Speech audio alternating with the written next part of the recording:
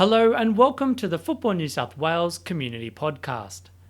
In February, Football New South Wales held its inaugural Club Development Conference at Valentine Sports Park, with over 150 representatives from 81 clubs taking part in the day's workshops and discussions. In this episode, we tune into the presentation provided by Matt Calf from the Australian Sports Commission, covering the importance of volunteers and how to both engage and retain them in community sport. Good morning, everyone. Thanks for having me here today. Matt Calf, Senior Manager of Industry Projects at the Australian Sports Commission, and it's great to be able to come here today and talk to you about that existential challenge we have around volunteering and engaging and retaining and recruiting volunteers into our sporting clubs. To start with, though, I'd like to acknowledge the traditional owners of the land on which we're meeting here today and pay my respects to their elders past, present and emerging. And I'd also like to acknowledge and recognise the outstanding contribution that Aboriginal and Torres Strait Islander people make to not only sport but society more broadly, and the power of sport to promote reconciliation.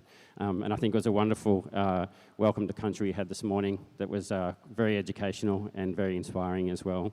But I'm here today because the Australian Sports Commission has a renewed focus on volunteering. Throughout the COVID period, we heard that one of the key impacts on sport was that volunteers declined. And since COVID, the rebound of volunteers just hasn't really occurred. So we've done a lot of work in this space in the last couple of years, and hopefully today, with an eye to the season ahead, I can give you an overview of some key resources and opportunities for you to pursue to recruit and retain more volunteers. One of the key things that we've done over the last 2 years is form what's called the Sport Volunteer Coalition, and you can see them up here on the screen. It's 10 change makers from across the sport, volunteering and government sectors who've been working with us for the last 2 years now to advise on some key ways to shift the landscape in sport volunteering. We have created what's called the Sport Volunteer Coalition Action Plan, and this is available on our website. All of these slides will be available to you after the session as well, so you'll be able to check out all this information post the session.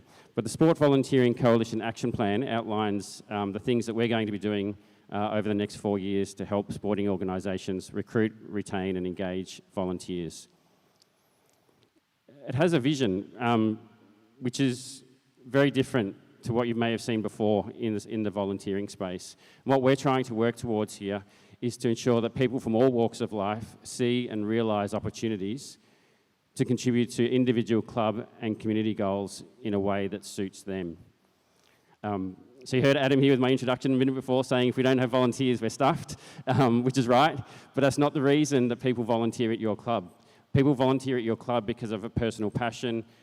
They might be also the last person to stand back when it says who can help with this particular task.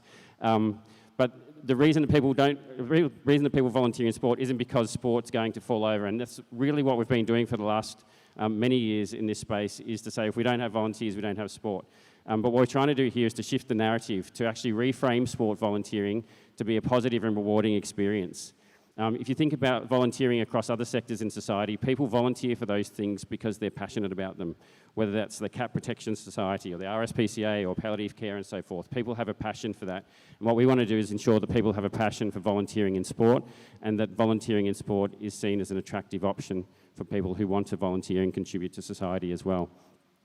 So we need to make sure that sport volunteering is inclusive and rewarding and open to all across the community as well. One of the key things that we've done here at the Australian Sports Commission in the last 12 months is launch what's called the Sport Volunteer Resource Hub. This is available online, it's free. And to be honest, if you look at resourcing for volunteers, there is stacks out there. Across all different sectors, there's templates, there's guides, there's case studies. There's more than a wealth of information for sport volunteer expertise and information. And what we've tried to do is to distill that down to what we think is the most useful and most helpful information. So rather than you looking at 15 different templates for maybe a volunteer schedule or a job description and so forth, we've identified hopefully the ones that are simpler and easy for you to use. So by all means, jump on here. You can see that it's broken down into a number of sections there, setting up for success, attracting volunteers, supporting volunteers and celebrating your volunteers. So I'd highly encourage you to check that out post the session. I'd be really interested to know, and you can reflect on this as you were talking there and hearing about not only the volunteers in your club, but the volunteers in somebody else's club too, whether your volunteers look like this. There's some key national insights into what the sport volunteering cohort looks like. The key thing about sport volunteers, there's a couple of key things. One is we're the largest set of volunteers out of all volunteering sectors. So more people volunteer in sport than education and health, in other areas, in emergency services. And we have a unique profile, and that profile is that the vast majority of our volunteers are either participants in the sport already or they're parents of participants. We don't draw upon people from outside of our general community or sector as much as other areas of volunteering do. So you can see there that 55% of volunteers are involved as both a player and a volunteer. We've got a huge amount of volunteers who have children in their household. Most are around the age of 35 to 54, and there's a slight, proportion more of men than women who volunteer. So it's really interesting to think about that, and in terms of the opportunities of where we might find our future volunteers as well, and how we might think about how do we draw people from outside the club into our volunteer experience. This also shows that there's certain areas of society who are underrepresented in volunteering as well. So those from low socioeconomic backgrounds, those from cold backgrounds, and also Indigenous volunteers too are much lower than the general population. So there is some significant things we need to do to start thinking about how we engage some of these people into volunteering. Interestingly, those who benefit most from the volunteering often have the highest barriers to volunteering in front of them. This is what the volunteering cohort looks like for football, and this is the most recent data I could find, which was back in 2021. But it's interesting when you look at this too, this effectively reflects what a lot of other sports have as well. So a huge amount of participants that are already volunteering. You can see the volunteer breakup there in terms of the ages. So the vast majority in that 35 to 54 years of age. And so that, I think, to me, provides some opportunities to think about where we can start to attract more volunteers to sport. The thing that we think is most important is the sport volunteer experience.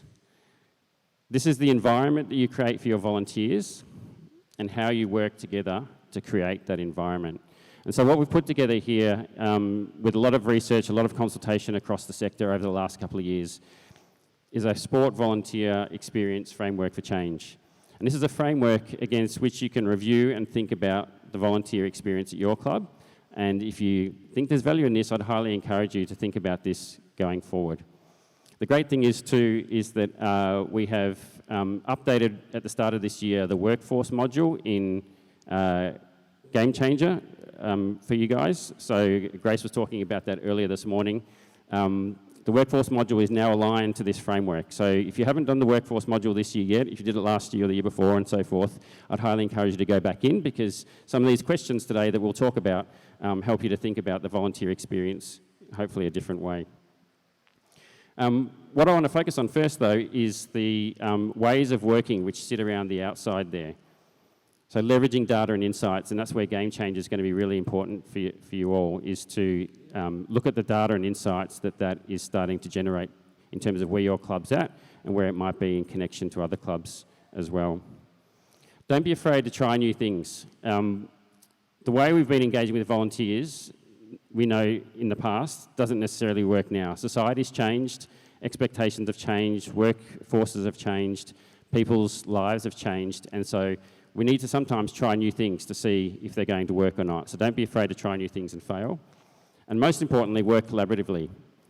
I'm not going to stand up here today and tell you I've got all the answers. In fact, I don't have all the answers or many of the answers sometimes. Because what works for one community will not work for another community. And so hopefully through collaboration, and I'll get you doing a bit of that today, you'll start to uncover answers that are amongst your community already.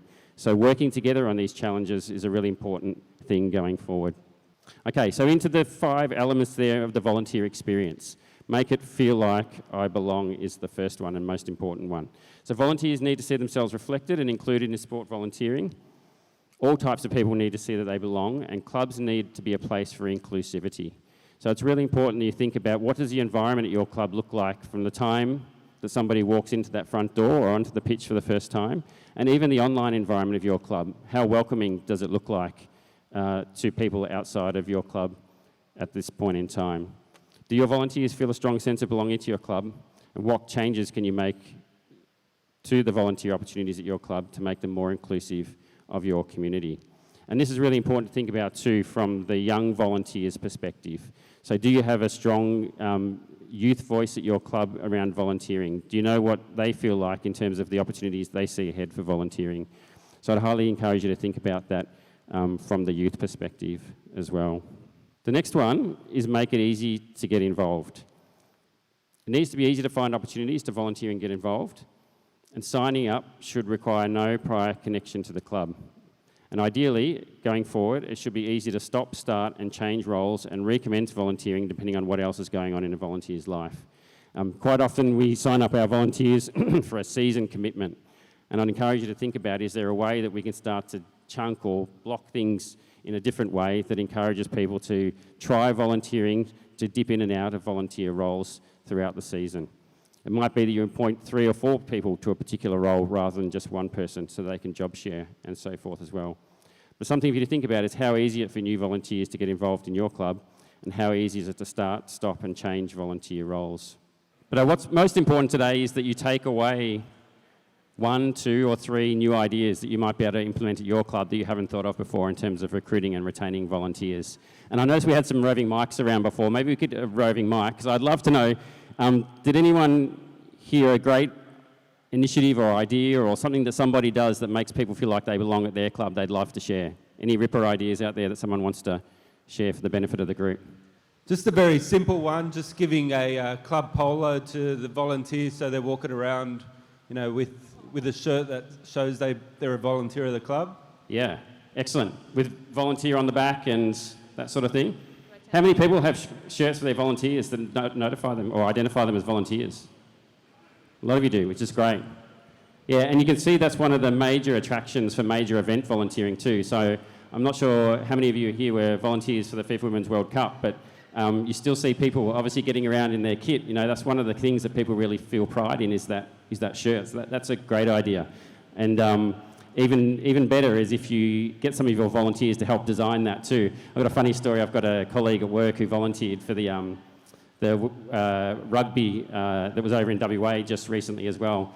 And the volunteering uniform wasn't entirely to her taste, put it that way. So she wore it for the volunteering, but it's not something she said she would get out of the actual covered again in the future. So think about the design of your uniforms as well and how proud people feel to wear that volunteer shirt, not only in your club, but in the society and community as well. So yeah, that's a great one. Thank you.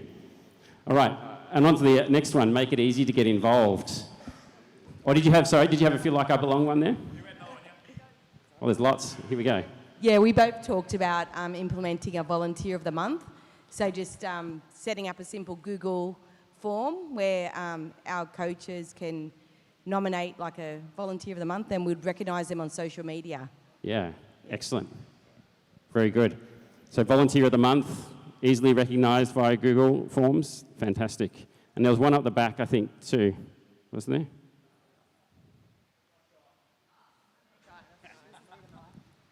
I don't really need a mic. We actually had a pretty in-depth conversation, but one of the guys next to me had an idea with their volunteers. They tap into what they call the grey nomads. So they're those semi-retired guys that are linked to a local bowling club or a local fishing club, cricket club, not necessarily cricket, but that are hanging around in groups already.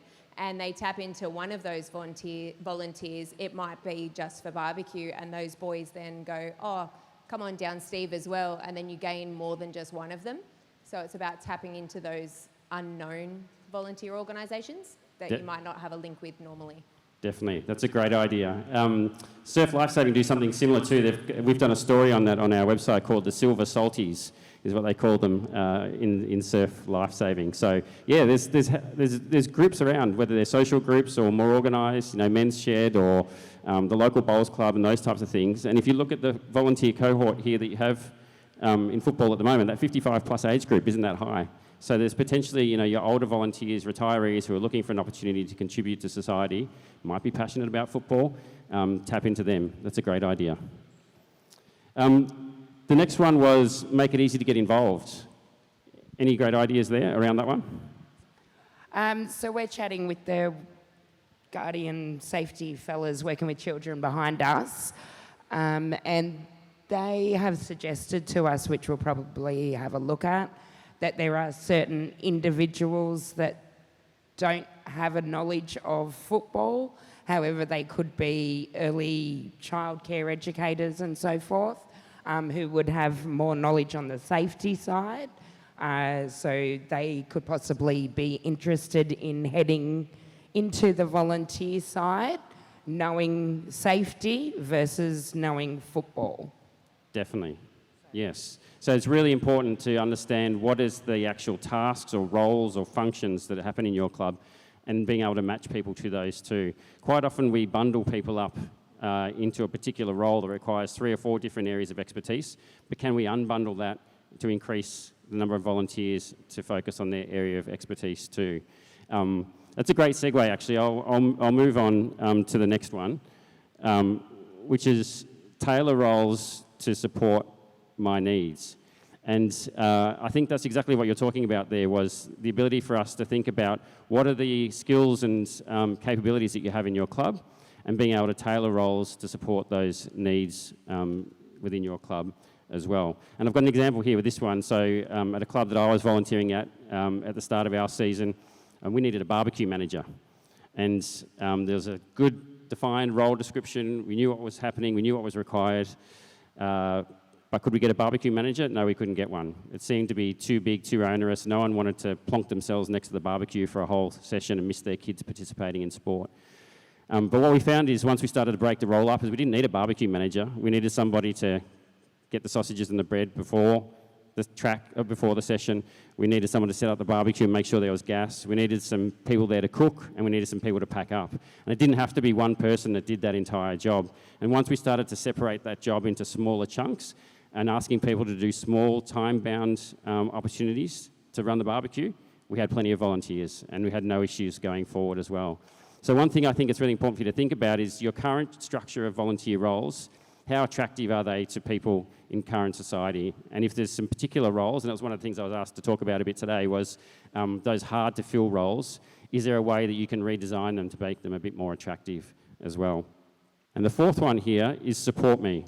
So this is the training and development that you provide to your volunteers as well. So sport volunteers should feel confident about what they're meant to be doing, and they should have the training and tools and support to do the role and achieve their personal goals. And so it's important to think about and to know whether your volunteers are actually equipped to do their role or not. How often are you checking with them to feel that they are across what they need to do, they feel confident and they feel comfortable? Because when you put in a situation where you're not comfortable, that can be a real turn-off going forward as well. So these are the other 2 critical areas that we think that you need to focus on in terms of the sport volunteer experience. So I'm going to give you another 5 minutes now to think about those 2 things. How we support our volunteers. Is there a great way that you do that at the moment? And this is really an efficiency piece too, because it can be quite hard to do this training and development for volunteers throughout and into a season as well. And how can you tailor roles to support the needs of your volunteers? If anyone's done some great work in that space to chop jobs up, to make them different, to tailor them, go for it. Share. 5 minutes. Thanks. Did anyone have some great ideas that they just heard then around these 2 topic areas? This is around the tailoring the roles to support people's needs. Have any of you done some innovative and different ways? Yes, we've got one here, down the back. Thank you. We've done a lot of the chunking it up that you've talked about before. We've got 400 kids in our junior section, presentation day, full day, end of the year. Clubs would know what all that's about. We've divided that up into 75 volunteer slots, from put the stuff out in the morning to pack it up in the afternoon. But the best thing with that, and some clubs are probably onto this, an online volunteer roster. And I just can't think of the name of it. It's the best thing I ever found. We just put the 75 out there and people come in and say, I'll do that for half an hour, I'll do that for an hour and a half. And last 3-4 years, we've filled 55, 60 of the 75 spots before the day. And then we've got a full contact list for everybody who's doing just their bit. And it Amazing. Excellent. And yes, the use of technology. There is a lot of really great platforms out there now which can help you manage volunteers in an online format in a much better way as well. Just one other, is there anything, and particularly around, We we provide the opportunity for our volunteers to actually give feedback. So however you want to give it, we'll listen to everything. We won't always action everything, but giving them the opportunity to actually have a say without being on the committee. We've seen a huge number of people that are actually willing to volunteer with us for the simple fact that they get to have a say in their club, because without them, we don't have a club. Yeah, that's excellent. How do they do it? What's the most common way they give that feedback? The biggest one that we've had is actually letting them know that they can give us feedback. So however they want to do it, come and have a chat to us on game day, send us an email, send us a text, whatever. The other thing that we're doing this season is to actually have a volunteer family tree, so they know who we are, because most of the time we've got 3 fields that say, see that person in the green shirt over there, go and talk to them. Yep. So at least we can say, this is their number, this is their email, this is what they look like. You can have a chat with them that way as well. Excellent. So easily identifiable points of feedback, whether that's a person or online and so forth as well. So yeah, excellent. And see, there's great ideas out here. We don't all have to think about, we have the ideas ourselves. It's about collaborating and finding those ideas amongst your club. And I know very much that's what that National Club Volunteer Network is all about as well, is around sharing ideas and best practice in volunteering. I'll quickly skip to the last one here in this framework now. And this one's a little bit more complex and will probably take you some time to go away and think about it, which is around how we create value for the individual volunteer and the club that they participate in their community as well. So ideally, the volunteer feels like that their contribution is creating value and they're getting something back from that as well. And that could be as simple in terms of, some recognition around what they're doing, but also seeing the impact of what their volunteering does. And one thing we don't do very well in sport is to think about the broader societal impact that our clubs have on community as well. So if there's a way for you to think about what is the impact of this volunteer doing this job and thinking about it from a broader societal perspective, sometimes those types of messages and those types of stories helps to bring in, for example, the older gentleman at the bowls club who can't necessarily see what the value is of the volunteering on the surface. So can you articulate the value for volunteers at your club? And do you communicate the value that your volunteers at your club provide for the club and the broader society as well? So what is the impact of your 175 volunteers over and above just running that amazing presentation day? There'll be a whole bunch of other things that those volunteers will get out of that too. They'll get personal development, they'll get a whole bunch of opportunities. So think about this broader value exchange in terms of what your volunteers get out of volunteering, but also what your volunteers contribute back to their society and community as well. So hopefully out of that you've got some good ideas to think about. And as I said, the current workforce module in Game Changer gives you an opportunity to reflect a lot more on these questions as well. How do you go about putting all this into place? Hopefully you've got maybe a structure like this already. If you're not doing this, I'd highly encourage you to do so. But actually appoint a volunteer lead on your committee or someone senior within your organisation who isn't tasked with 10 other jobs, but has a sole focus on volunteers and their experience and recruiting and retaining and engaging volunteers. Create a volunteer engagement plan, and there's plenty of advice on the Resource Hub on how to do that.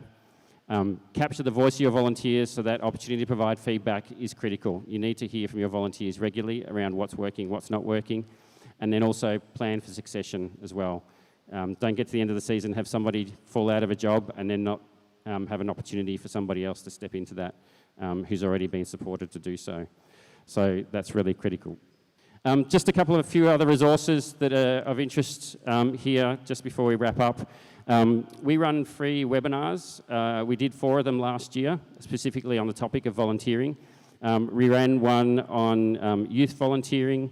We ran one on new approaches to recruiting sport volunteers, and also a webinar focused on volunteer retention as well. And so we draw upon speakers from right across the volunteering and sports sectors with great ideas like you guys all had to share those ideas in these webinars.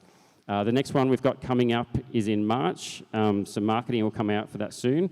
And the topic is technology in volunteering. So some of those platforms that you heard and talked about before, we're talking about whether technology is actually friend or foe in the volunteering space as well, because it can have some negative impacts if it's not implemented well. But these volunteering webinars are free. They're on the Clearinghouse for Sport, and you'll have the link to go and watch them. They only last for an hour or two, so you can easily engage with the content. National Volunteer Week is coming up. Last year, we ran a campaign called 3 Cheers for Volunteers. Hopefully some of you would have seen that and engaged with it. We're putting out free collateral material again this year to help you support and celebrate your volunteers.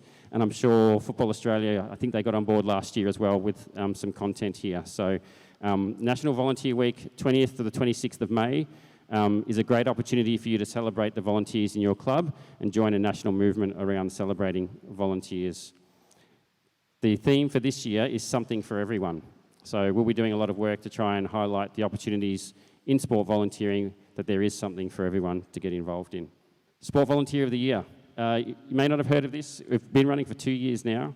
But we have an award here that recognises volunteers who make an outstanding contribution to sporting organisations, clubs, teams or programs. Nominations will open in October. And anyone can nominate. You can see there, Alyssa Oliveri on the right-hand side was our young volunteer last year who won the award. And we actually had a football volunteer in our top 4 last year. So Nicole from football in the ACT. So it's a great opportunity to recognise your volunteers by nominating them for the Sport Volunteer of the Year award. They'll get an acknowledgement of that nomination from us, whether they win or not. So it's a great way to acknowledge them. And we also then profile these volunteer stories over the next 12 months. So you'll see a lot of our stories come from the nominations that we receive here as well. So I'll just finish off, and hopefully out of this you've taken some good ideas to think about for volunteering, an understanding of a framework to help you think about the volunteering experience, and an opportunity to connect to other people across your sport as well to further enhance your volunteering knowledge and opportunities as well. So what steps now will you take to enhance the volunteer experience at your club? And maybe one way to think about it is one big thing, 3 little things, and some other stuff you might write on the back of a post-it note as you walk out of here today. We hope you enjoyed the discussion. Be sure to check out the Football New South Wales Club Hub for the session video and many more club resources available. Thanks for tuning in.